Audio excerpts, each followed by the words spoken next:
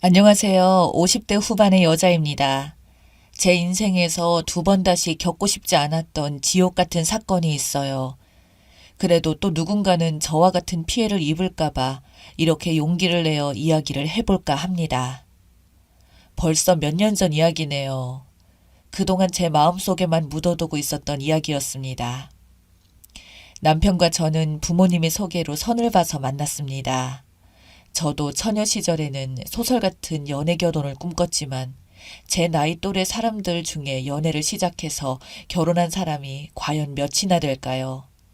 집안도 비슷했고 인물도 나쁘지 않아서 거의 연애 기간을 뛰어넘고 결혼을 했어요. 남편 집이나 저희 집이나 경제적으로는 넉넉한 편이었습니다. 처음 결혼 생활을 시작할 때부터 아파트에서 시작을 했고 남편은 아버님이 사주신 카센터로 돈을 벌었고 저는 제 명의로 된 건물에서 무용학원을 하며 돈을 벌었습니다. 둘 다 경제적으로 아쉬울 것이 없었던지라 서로가 번 돈은 각자 관리를 했어요. 저희 부부의 초반 생활은 그리 나쁘지 않았죠. 경제적으로 부딪힐 일이 없다 보니 서로 각자의 부모님 생일이나 기념일 등은 부부가 공동으로 찾아가 돈은 각자 내는 걸로 했었어요. 그렇게 살면서 아들도 2명이나 낳고 살게 되었지만 부부가 각자 돈이 있다 보니 그만큼 자존심이 너무 강했습니다. 한 번씩 부부싸움을 하게 되면 저도 절대 져주지 않았고 남편도 똑같은 스타일이었거든요. 한 번은 남편이 저랑 싸움을 하고 나서 화가 너무 치밀어 올랐는지 집을 나가버리더군요. 싸움의 원인은 남편이 친구들과 룸살롱을 다녀온 것을 저에게 걸린 겁니다. 본인 말로는 2차까지는 절대 안 갔다는데 믿을 수가 있나요? 그걸로 싸웠고 구박을 했더니 자신은 정말 떳떳하다면서 사과할 마음이 전혀 눈꼽만큼도 없다면서 집을 그냥 나가버리더군요. 그때 저희 애들 나이가 초등학생이랑 중학생이었어요. 저는 하루 이틀만 지내면 남편이 돌아올 줄 알았지만 남편은 오히려 집 근처에 빌라를 하나 계약해서 살더군요. 남편은 자신의 카센터에 아이들이 오면 밥도 사주고 자기 집으로 데려가기도 하고 저녁이 되면 저한테 다시 돌려보내고 그렇게 각자 따로 살다가 시간이 흐르고 명절이 되면 둘이서 같이 갔습니다. 정말 이 상황이 어처구니가 없었지만 그래도 아버지로서의 도리는 다 했던지라 별거가 아닌 별거가 되었습니다. 그렇게 5년이라는 세월을 별거로 지내다가 갑자기 어느 날부터 집에 들어와서는 잠을 자기 시작하더니 짐을 하나씩 들고 오더군요. 그러면서 아무렇지 않게 제 침대에 누워서 자는 걸 보니 정말 어처구니 없었지만 5년이나 지난 이야기로 또 싸우기도 그렇고 아이들도 내색은 안 했지만 내심 아빠가 집에 들어온 것을 반기는 것 같았고 특히 그 시기에 저희 첫째 아들이 고등학생 수험생식이라 그냥 저도 별말 없이 넘어갔습니다. 그 이후로 애들이 대학을 진학하고 졸업할 때까지 살았습니다만 애들 때문에 참은 것도 있었지만 아무래도 5년이나 넘게 별거한 남편과 다시 함께 지냈더니 부부로서의 감정은 사실 거의 없어진 셈이었죠. 부부관계도 없었고 그냥 친구와 같은 사이라고 할까요? 그 이후로 남편이 유흥업소에 가서 혼자 해결을 하든 뭘 하든 신경을 안 썼습니다. 어차피 남편 돈 한 번 받아본 적도 없었고 부부 공동 명의 말고는 서로 돈은 각자 알아서 썼으니까요. 게다가 제가 투자했던 주식들이 큰 수익이 나서 큰 돈을 벌었던 것도 있었습니다. 당시에 부동산 투자해 놓은 것과 주식들까지 합치면 제 명의로 된 금액이 30억이 넘어가게 되었고 그 중에 가장 크게 증가하게 된 부분이 주식이었거든요. 저는 그 이후 저희 큰아들에게 그런 부분들을 이야기해주며 돈 500만 원과 함께 대학생 때부터 주식을 한번 경험 삼아서 해보라고 시켰는데 이 이야기를 큰아들에게 남편이 들었는지 저에게 주식에 대해서 캐묻더라고요. 그래서 남도 아니고 미워도 남편이라 제 나름대로의 성심성의껏 주식 관련해서 이야기를 해줬는데 하루는 이 인간이 돈 좀 갑자기 빌려달라는 겁니다. 이야기를 들어보니 작전주 같은 세력들이 먹는 도박 같은 곳에 투자를 했다가 글쎄 돈을 다 날렸다는 것 같더군요. 저에게 살아생전 돈 한 푼 달라고 한 적 없던 인간이 이런 소리를 하는 걸 보고 저는 남편에게 대체 얼마나 날렸나고 물었더니 아무 말 못하고 그저 돈만 빌려달라고 계속 말하더군요. 건물 대출 이자도 당장 내야 되고 어쩌고 저쩌고 하면서 3년 뒤에 갚겠다는 조건으로 저한테 2억이 넘는 돈을 빌려갔습니다. 그리고 3년이 다 되어갈 무렵 갑자기 저한테 이유 없이 성질을 내고 계속해서 시비를 걸기 시작하더군요. 밥을 차려줘도 밥상 반찬이 이게 뭐냐 등등 돈을 벌면 이런 데 써야지.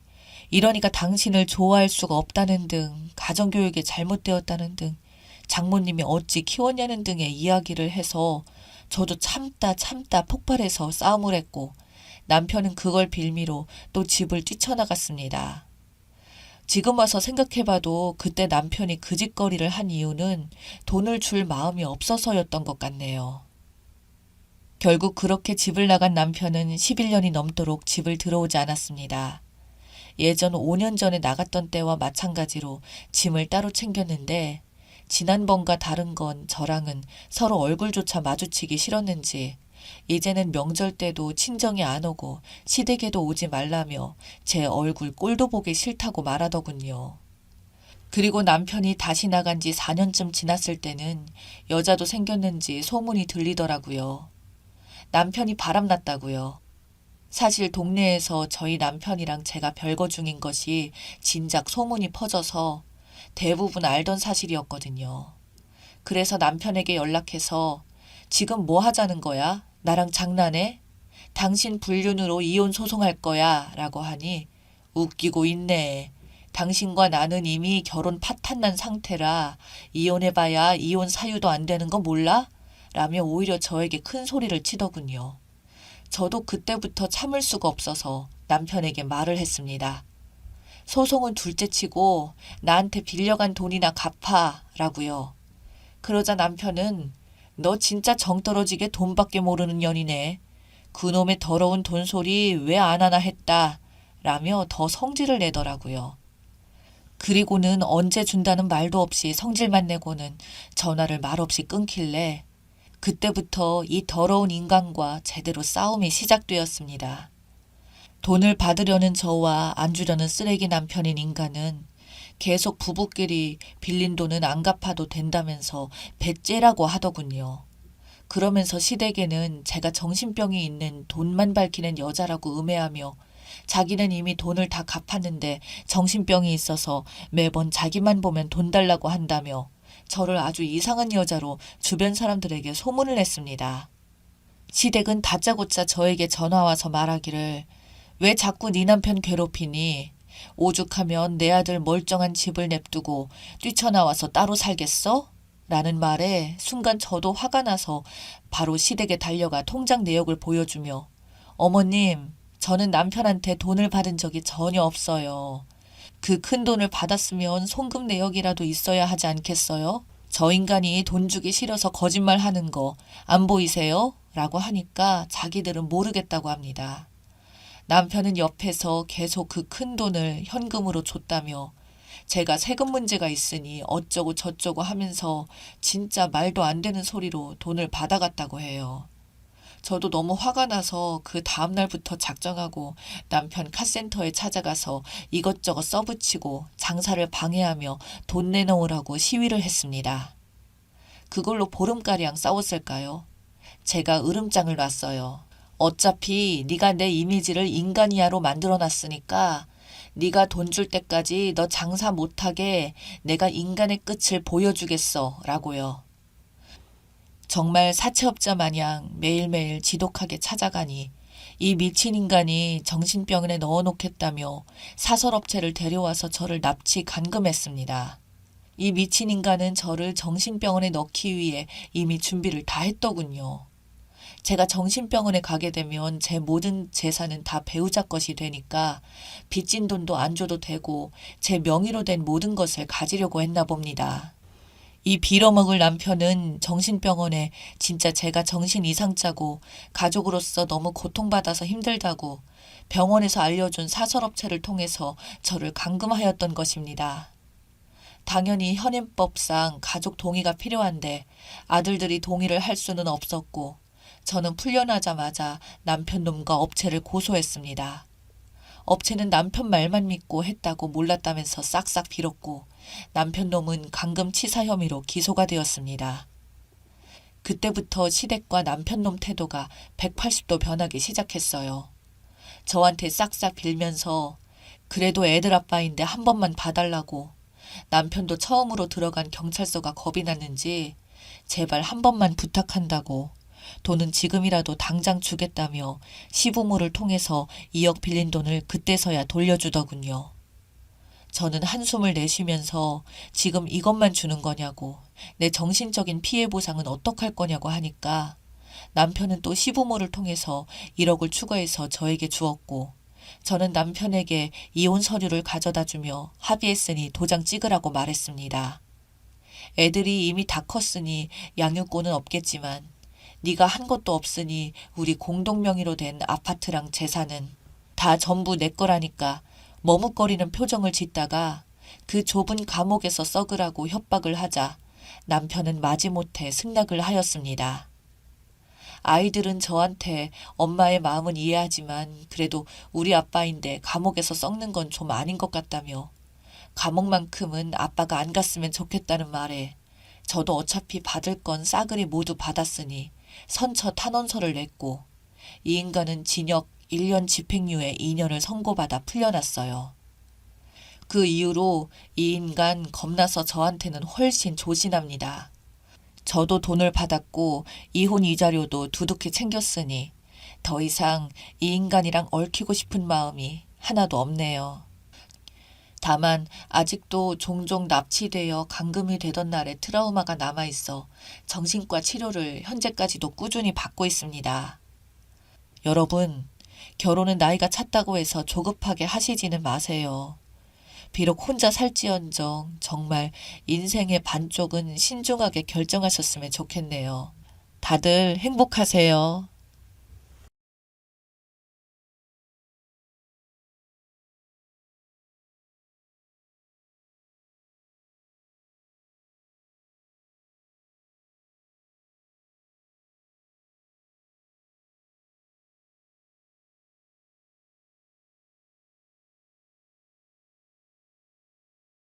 안녕하세요. 저는 30살이 된 여자이고요. 동갑인 남편과 재작년에 결혼해서 최근까지는 별탈 없이 잘 지내고 있었습니다.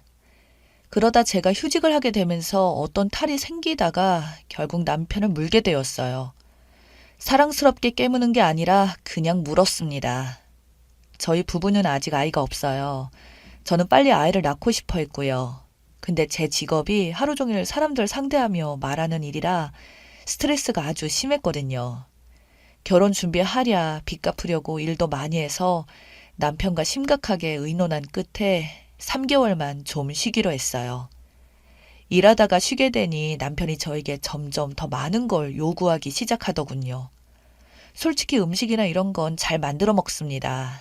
아침 식사도 달라면 다 챙겨줬고요. 그런데 그런 차원이 문제가 아니라 완전히 새로운 일거리를 갖고 왔어요. 그러다가 저에게 물렸고요.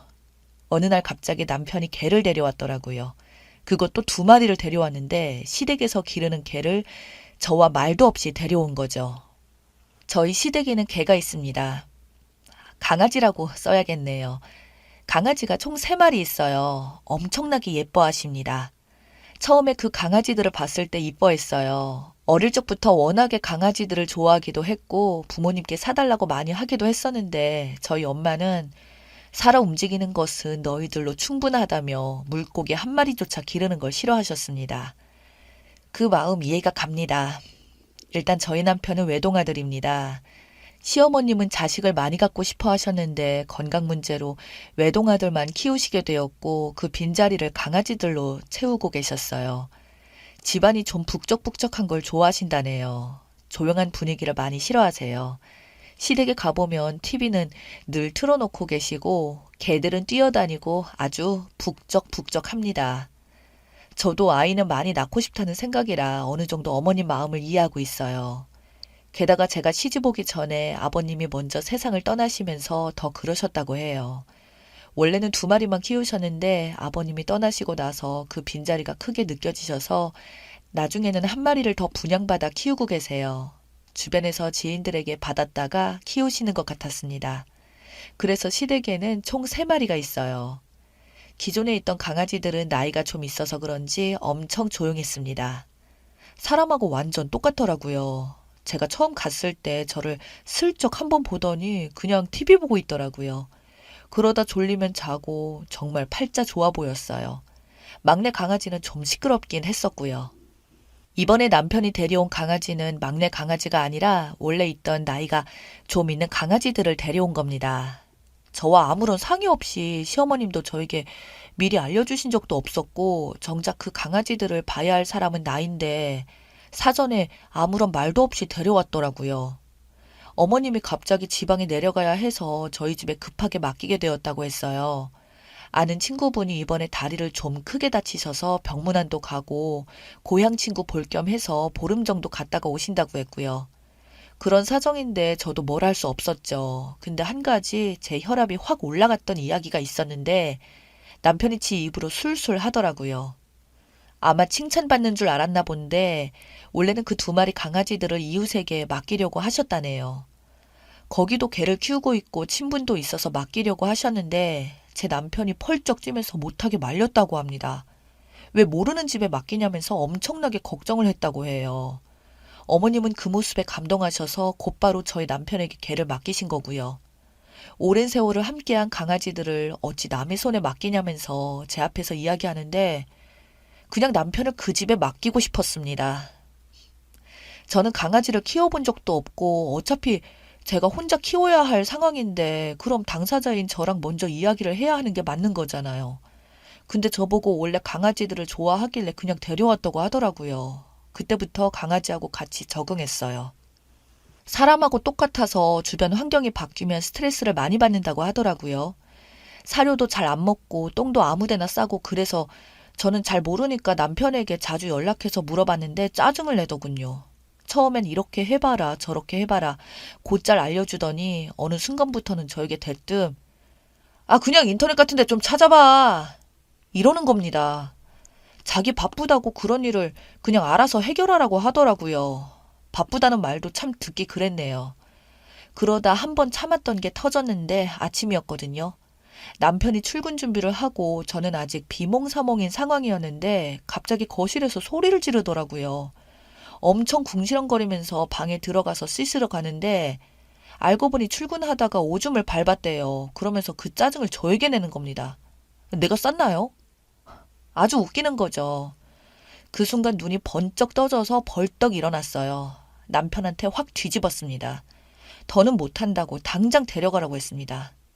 그때가 데려온 지 10일 정도 되었을 때였고 그래서 남편도 상황이 심각하다고 느꼈는지 저에게 잘못했다고 싹싹 빌더라고요. 4일만 더 참아달라고 부탁을 하더군요. 그러면서 지금까지 버틴 10일이 아깝지 않냐고 하길래 생각해보니 그 말도 맞더라고요. 그래서 딱 4일만 더 버티기로 했습니다. 긴 시간은 아니지만 며칠 같이 지내보니까 사람들이 왜 강아지를 키우는지 알겠더라고요. 그냥 사람하고 똑같습니다. 먹고 싸는 건 그렇다 치고 제가 낮에 피곤해서 침실에 좀 누워있으려고 하면 거실에서 막 짖어요. 그럼 무슨 일인가 또 나가봅니다. 처음엔 대체 뭘 원하나 싶어서 답답했는데 TV 틀어주니까 조용해지더라고요. 근데 나중에는 TV를 틀어줘도 짖길래 알고 보니 채널을 바꾸라고 짖는 거더라고요. 잘 보고 있다가 광고가 나오면 곧바로 짖어요. 정말 어이가 없었어요. 같이 좀 지내보니 짖는 소리가 다르게 느껴졌는데 원래는 멍멍 이렇게 짖거든요. 근데 나중에는 야야 이렇게 들리더라고요. 그렇게 4일이 더 흘렀고 별 문제 없이 건강하게 잘 데리고 있다가 돌려보냈습니다. 남편 혼자 차에 태워서 갔어요. 저녁 되니 남편이 집에 오더라고요. 오자마자 집이 썰렁하다고 하면서 강아지들이 있다가 없으니 참 적적하다며 정말 되지도 않는 소리로 혼자 중얼중얼 거리더라고요. 화를 낼 기운도 없어서 그냥 무시했는데 그때 차라리 엄청 화를 냈어야 했었나 봐요. 일주일 뒤 남편이 또 강아지들을 데리고 왔습니다. 이번엔 저에게 이야기하긴 했는데 태워서 씻고 오는 도중에 연락해서 나 지금 강아지 데리고 가고 있어 라고 알려줬어요. 그래서 저는 집에 오지 말고 유턴해서 다시 돌아가라고 했고요. 그러자 남편은 집에 거의 다 왔다고 하면서 끊어버렸습니다. 저는 곧바로 주방에서 물 한 잔을 마시며 한번 대대적으로 뒤집을 준비를 하고 있었어요. 이번에 아주 그 버릇을 고쳐야겠다고 생각했습니다. 현관 앞에서 딱 기다리고 있었어요. 현관 비밀번호 누르는 소리가 들려서 저는 문 앞으로 달려나갔습니다. 문이 딱 열리고 소리를 지르려고 하는데 시어머님이 활짝 웃으면서 들어오시더군요. 1초만 늦었으면 큰 실수할 뻔했어요. 저보고 고맙다며 제 손을 잡으셨습니다. 그 뒤로 남편과 강아지들이 들어왔고요. 저는 순간 멍하니 가만히 서 있었습니다. 그렇게 저희 집에 또 강아지 방이 되었습니다. 개들만 들여놓고 남편은 곧바로 어머니 모셔드리고 온다고 나갔고요. 그렇게 강아지 2마리만 놓고 가버렸습니다. 저번에 한 번 있다가 가서 그런지 강아지들도 엄청 여려 보이더라고요. 바닥에 엎드려서 저를 보며 짖기 시작했습니다. 그래서 저는 TV를 틀어줬고요. 그러니 다시 조용해지더라고요. 그렇게 거실에 앉아서 강아지들 채널 돌려주면서 남편을 기다렸어요. 얼마 뒤에 남편이 도착했고 저는 일단 차분하게 무슨 상황이냐고 물어봤습니다. 이번에는 남편이 데리고 왔더군요. 그래서 나랑 상의도 없이 데려온 것도 짜증나는데 그렇게 데려왔으면 직접 강아지들을 챙기라고 나에게 떠넘기지 말라고 했습니다. 그러다 남편이 저보고 당신도 강아지 좋아하지 않냐고 이참에 아예 키우는 건 어떠냐고 그러더군요. 저도 모르게 살아 움직이는 건 당신 하나만으로 충분하다고 말했어요. 우리 엄마랑 완전히 똑같은 얘기를 했더라고요. 그땐 정말 제 남편이 아들 같았습니다. 딱 3일 가더군요. 그때까지는 남편이 와서 산책도 시키고 청소도 하고 다 하더니 딱 3일 되니까 피곤하다고 오자마자 드러눕고 예전과 다를 게 하나도 없었습니다. 그래서 제가 이럴 거면 그냥 다시 돌려보내라고 나는 절대 못한다고 소리를 질러버렸고요. 그때 남편이 엄청 어이없는 말을 저에게 하더라고요. 가족처럼 생각하라네요. 자기가 외동으로 자라면서 강아지들과 가족처럼 지냈다고 저보고 신우나 아주버니처럼 생각하면 안 되겠냐고 시댁 식구라고 생각해달라더군요. 하다 별 되지 않는 소리를 그것도 엄청 진지하게 하는데 시댁 식구라고 여기며 정성껏 보살펴달라는 소리로 들렸어요. 남편이 저렇게 가족 이야기까지 하면서 말도 안 되는 소리를 하길래 저도 똑같이 말도 안 되는 짓을 하기로 결심했죠. 다음날 남편이 퇴근해서 들어오더라고요. 강아지들은 쳐다도 안 보고 피곤하다면서 방으로 들어가 버리더군요. 저는 거실에 앉아 강아지들과 대화를 하기 시작했어요. 개처럼 짖기 시작했습니다. 방에 있는 남편이 깜짝 놀라 뛰어나오더니 저보고 지금 뭐 하는 거냐고 물어보더라고요. 그래서 제가 가족회의 중이라고 했어요. 지금 신우들하고 이야기하고 있으니까 상관 말라고 방에 들어가 있으라고 했어요. 그러자 남편은 제 앞에서 막 웃으면서 알겠다고 회의 잘하라며 들어가 버리더군요. 그 뒤로 남편에게 문자가 오면 멍멍이라고 딱 2글자만 써서 보냈고요. 그때까지도 남편은 웃으면서 아주 즐겁게 받아주더라고요. 제가 장난치는 줄 알았는지 상황의 심각성을 전혀 못 느끼는 것 같았어요. 그래서 언제까지 그러는지 두고 봤습니다. 주말이었어요. 남편은 늘어지게 푹 자더니 일어나자마자 배고프다고 하더군요. 그래서 딱 1분 만에 밥을 차려줬습니다. 밥그릇에는 사료를 담았고요. 국그릇에는 물을 담아왔어요. 그리고 밥 먹자 하면서 불렀어요. 남편은 식탁을 보자마자 이게 뭐냐며 저에게 짜증을 부리더라고요. 어제 야근해서 힘든데 왜 먹는 걸로 장난치냐고 하길래 그래서 제가 신우들은 좋아하던데? 신우들 나이가 사람으로 치면 50살이 넘던데 어른들 입맛에 맞춰서 차려야지. 그래서 남편은 저에게 고개를 절레절레 흔들며 라면이나 끓여 먹겠다고 주방으로 갔어요.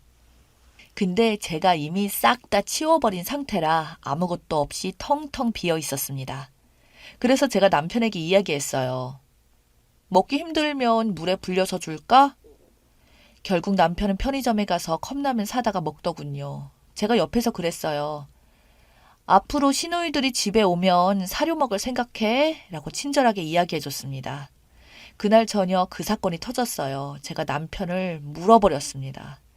남편이 하루 종일 누워서 핸드폰만 잡고 있더라고요. 강아지들 좀 챙기라고 해도 나중에 한다면서 듣지 않았어요. 역시 말로 하니까 통하지 않나 했습니다. 누워있는 남편에게 다가가서 팔뚝을 잡고 그냥 확 물어버렸어요. 그러자 화들짝 놀라며 벌떡 일어나더군요. 저보고 미쳤냐고 소리치길래 저는 아무 말도 하지 않고 그냥 으르렁거렸어요. 저는 대화를 하고 있었습니다. 그리고 또 침대에 눕길래 제가 다가가 물어버리려고 했어요. 그렇게 결국 남편은 거실 청소를 했습니다. 확실히 그 방법이 잘 통하더라고요. 저녁에 산책 좀 시키려고 했는데 이번에는 침대에 누워 자는 척을 하더라고요. 제가 가까이 다가가자 갑자기 일어나서 산책을 나가더라고요. 다음날 어머니께 전화가 왔어요. 강아지들 보느라 힘들겠다며 걱정하시면서 오늘 저녁에 데리러 오시겠다고 하셨습니다. 제가 아니라고 더 쉬다가 오시라고 천천히 볼일 다 보셔도 된다고 말씀드렸어요. 그리고 나서 곧바로 남편에게 전화가 왔습니다. 저보고 무슨 소리를 했냐고, 왜 엄마가 좀 더 쉬다 오신다고 하냐고 화내더니 남편이 중간에서 빨리 데려가려고 했다더군요. 그래서 저녁에 오실 것 같다고 이야기하길래 제가 저녁은 어떻게 하시냐고 물어봤어요. 사실 그게 제일 중요한 일이잖아요. 제가 식사 문제로 예민하게 질문하자 저보고 사료로 장난치면 안 된다고 그러더니 나중에는 문자로 저녁 준비하지 말라고 자기가 알아서 하겠다고 하더라고요. 그렇게 남편은 집에 와서 강아지를 데리고 어머니 모셔다 드리러 가더라고요. 그날 이후로 저희 집에 강아지를 데려오는 일은 없었어요. 나름 잘 해결된 것 같긴 한데 한 가지 문제가 제가 가까이 다가가면 기겁하며 도망갑니다. 그게 좀 걸리네요. 휴직한 이유가 아이를 가져보려고 한 건데 시간이 조금 더 걸릴 것 같습니다.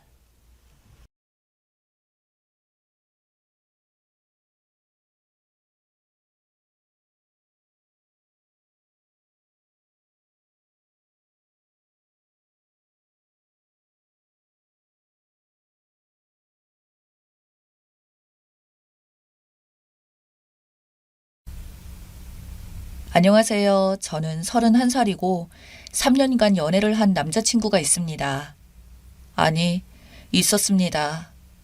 남자친구는 35살 대기업에 다니고 저는 직장 생활을 하다가 조금 더 안정적인 결혼 생활을 위해 현재 자격증 시험 준비를 하고 있어요. 물론 남자친구도 뒷바라지를 해준다고 했고 시험 통과 후 결혼하기로 약속한 사이입니다. 공부를 시작할 즈음에 남친 회사 감사 기간이 얼마 남지 않은 시점이어서 그동안에 연락 많이 못할 것 같으니 감사 끝나고 자기가 연락을 하겠다고 그렇게 얘기를 했었죠. 그래도 한 달에 한두 번씩 꾸준히 만나고 전화도 종종 하면서 여느 커플과는 다를 것 없이 지냈는데 어느 날 갑자기 연락이 안 오더니 제 번호를 차단했더라고요. 당황스러워서 연락을 해보니 당장 다음 달 5월에 결혼을 한다고 연락이 왔었다고 하더라고요. 상대 여자는 예전에 남친을 자꾸 따라다니던 못생겨서 싫다고 했던 여자였습니다. 남친이랑 같이 있을 때도 전화가 계속 와서 신경이 쓰였는데 카톡 프로필을 보니 정말 못생긴 여자라서 양다리 걸칠 거라고는 생각을 전혀 안 했죠. 그러다가 남친이 연락을 해왔고 만나자고 하더군요. 얼마 전에 상견례를 했다고 합니다.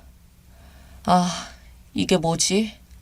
무슨 꿈을 꾸는 건가? 너무 당황스러웠습니다. 마지막에 만난 며칠 전도 서로 미친 듯이 사랑을 나누고 헤어졌는데 얼마 전에도 카톡에서 사랑한다고 했던 사람이 몇 달 뒤에 결혼한다고 하길래 너무 놀라서 아무 말도 나오지 않았습니다. 남친 어머니가 자궁암 일기 판정을 받아서 투병 중인데 저 공부하는데 방해될까봐 저에게 말을 안 했다고 하더라고요.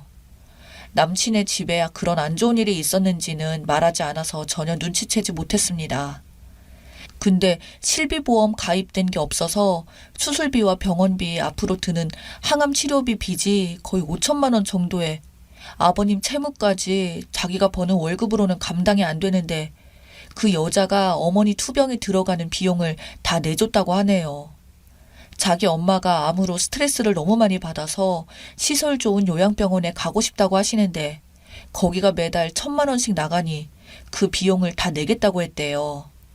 여자 쪽 집이 부자라서 여자가 너무 원해서 결혼하면 다 해준다고 했다네요. 그래서 엄마를 살리려면 결혼을 해야 한대요.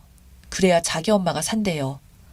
나와 한마디 상의도 없이 왜 그랬냐고 하니까 너가 돈 해줄 수 있어? 하네요. 그 여자랑 사귄 지 3주 만에 초고속으로 결혼하기로 하고 그 여자네 건물에 있는 예식장에서 결혼하기로 하고 혼인신고부터 하자고 해서 식장 예약하고 바로 혼인신고까지 마쳤대요. 법적으로 다 마치고 나서 상견례는 나중에 하고 저한테 연락을 한 거였죠. 3일 만에 정말 순식간에 결혼식만 남기고 모든 게 끝난 거죠. 그러면서 저한테는 자기야 여보야 하면서 사랑하는 건 너뿐이야. 그 여자랑 결혼해도 불행할 거야. 성형해서 지금은 많이 나아졌지만 아기 나오면 엄마 닮아서 못생길 게 뻔하다고. 생각하기도 싫다고. 이런 상황이 모든 게 너무 싫고 자기도 무슨 일이 어떻게 된 건진 모르겠다고. 갑자기 돈에 팔려가게 되었어 라며 울면서 말하니까 저는 무슨 말을 해야 할지 정신을 못 차리겠더라고요.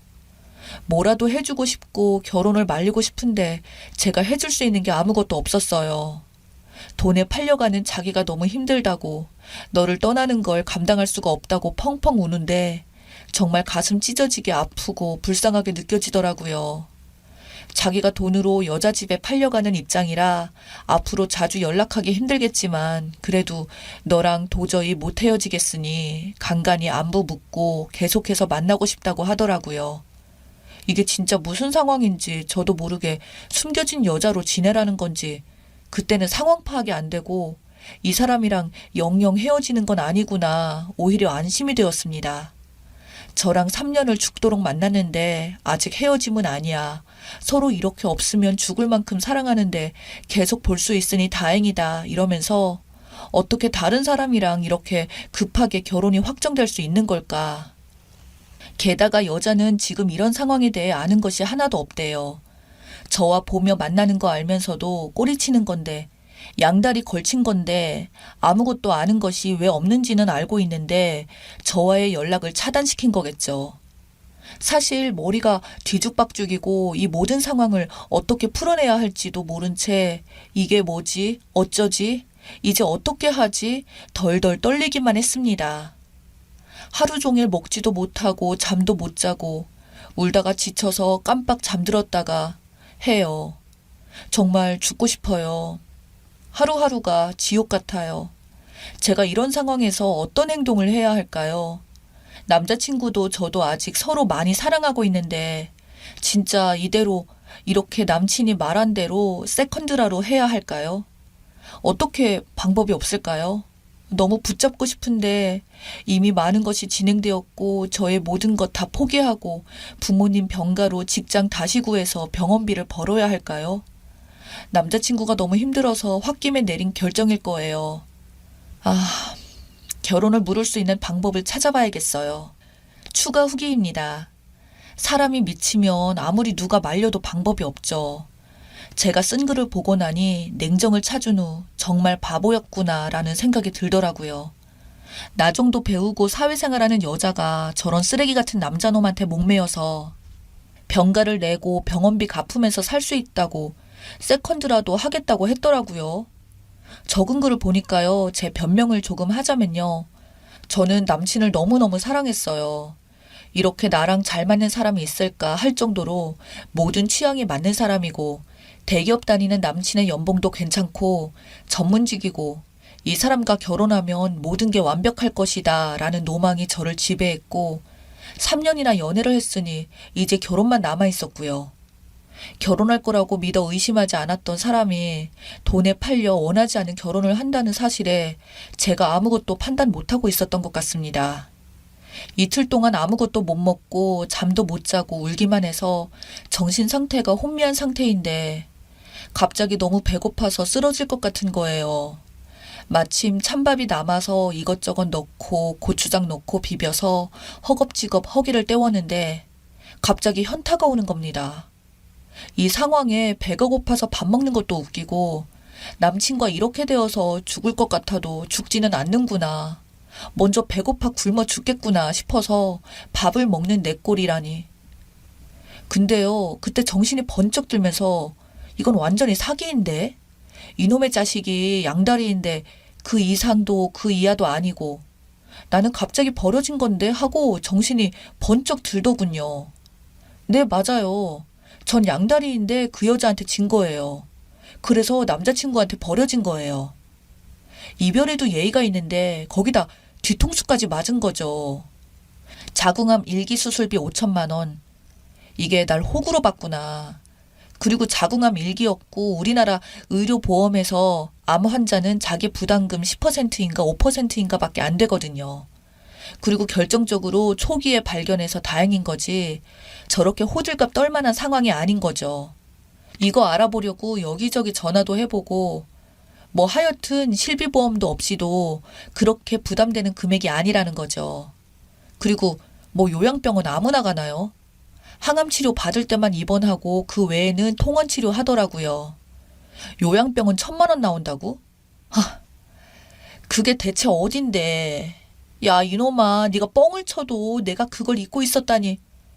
그러네 저놈이 나한테 저렇게 뻥을 치고 연락하고 지내자고 했구나. 결혼하는 여자는 무슨 죄냐고요. 그 여자랑 저랑 전남친이랑 사귀는 거 알면서도 계속 거짓말을 한 거거든요. 그런데도 아무 잘못이 없나요? 거기에서 남친이 저를 속이고 양다리 한 거고요. 그 여자한테도 거짓말을 했겠죠. 나머지 밥을 꾸역꾸역 먹으며 이제 복수만 남았다 분노의 다짐을 했습니다. 카톡을 보냈습니다. 자기야, 나 생각해봤는데 자기가 결혼해도 자기랑 계속 만나고 싶어. 도저히 못 헤어지겠어. 그래도 결혼 전에는 먼저 한번 보고 비밀 지킬 자신 있어. 자기가 지난번 말한 대로라면 그림자라도 좋아. 대신 저번에 했던 말 다시 한번 해줘. 무슨 말? 그 여자랑 결혼하기 싫다고. 얼굴 못생겨서 싫다고. 엄마 병원비 때문에 이용하는 거라 애정이 있을 수 없잖아. 그 여자는 싫고 내가 사랑하는 건 너야. 그래서 결혼해서도 널 옆에 두고 싶은 거고. 이 정도면 됐지? 우리 자주 가는 모텔 거기 먼저 가 있어. 나 처갓집 다녀오면서 연락할게. 내일 모레 결혼한다는 놈이. 그 여자가 조금씩 불쌍해지기도 하더군요. 당연히 모텔은 무슨 모텔. 저는 안 나갔죠. 모텔에 도착했다고 연락이 와서 먼저 씻고 있으라고 했죠. 일부러 시키지도 않았는데 빨리 오라고 다 씻었다고 카톡이 왔길래 그 여자 전화번호를 찾으며 카톡을 찾아냈습니다. 그날 이후 원피스를 입고 결혼식장에 갔어요. 전 남친이 저를 보더니 사색이 되더군요. 소란스러울까봐 큰 소리도 못 내고 안절부절 발을 동동 굴리더군요. 저는 생글생글 웃으면서 축하해 한마디 해주었습니다.